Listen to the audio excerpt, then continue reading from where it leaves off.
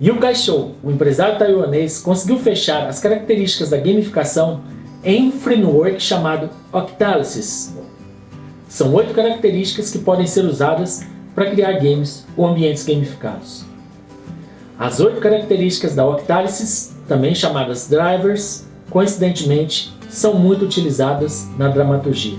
Isso também explica muito da nossa paixão por cinema, séries e novelas. Vamos então falar de cada um dos drivers da Octalysis. O primeiro deles é um sentido épico. A ideia é fazer com que a pessoa acredite que está contribuindo para algo grande, de extremo valor. No início dos anos 90, o jovem nerd chamado Linus Torvalds deu a partida para a criação do sistema operacional Linux. Hoje, bastante conhecido, é um dos melhores para softwares de servidor. Torvalds teve a ajuda do mundo todo ao abrir o código do seu sistema operacional para a comunidade de programadores. Milhares de programadores pelo mundo deram sua contribuição para o crescimento do Linux, imbuídos por um chamado, uma grandeza, que era criar um sistema totalmente aberto, robusto e que não tivesse o dedo das grandes indústrias de softwares. Essa era uma missão épica para eles. Argumentos semelhantes foram usados por outro nerd no final dos anos 70, para impulsionar um bando de desajustados a construírem um computador pessoal dentro da garagem de seus pais. Aquele jovem queria derrubar a IBM e colocar um computador pessoal em uma mesa no interior de cada casa.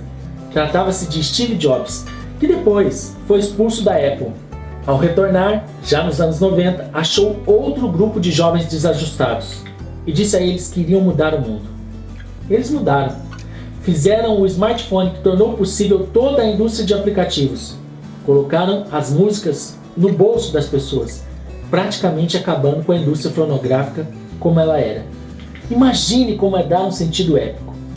1000 músicas no seu bolso. Hoje, a Apple reinventa o telefone. O cinema também está cheio de exemplos de heróis que não eram nada até que alguém lhes desse uma missão com sentido épico. Luke Skywalker, Harry Potter, Frodo Bolseiro, Rey Skywalker, dentre outros.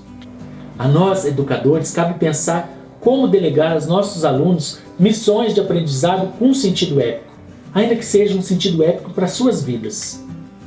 O segundo driver da Octalysis é desenvolvimento e conquista, características do ser humano querer se desenvolver e conquistar.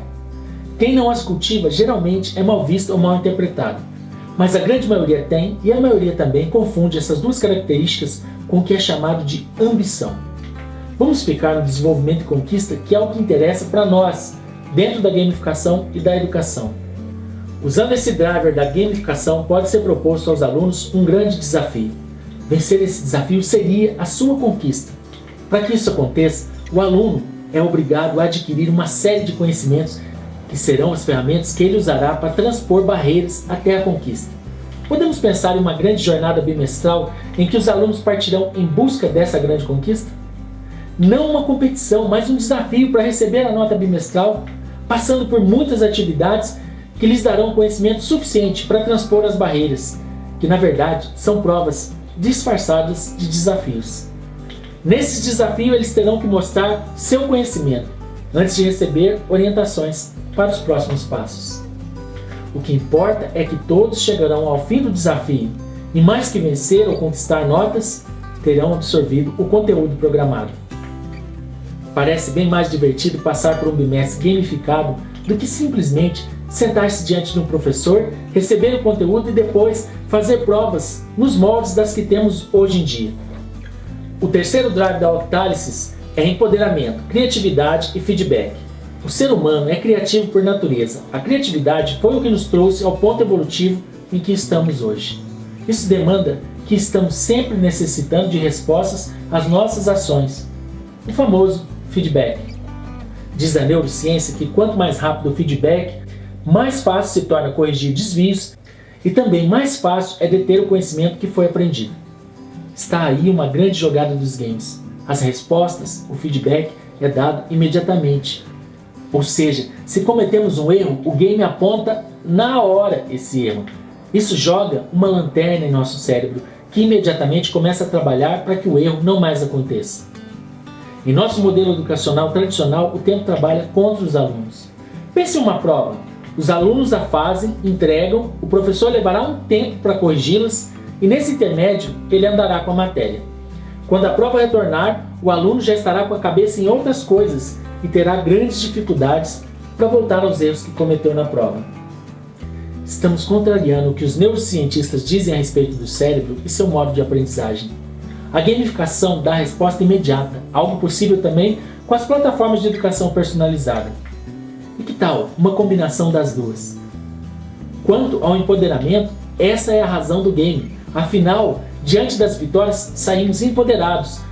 Teremos passado pelos 2 graus anteriores. O ser humano adora acumular reputação. Aplicativos como o Waze dão reputação aos usuários. Até no falecido Orkut, tínhamos coraçõezinhos e gelinhos para acentuar esse nosso empoderamento.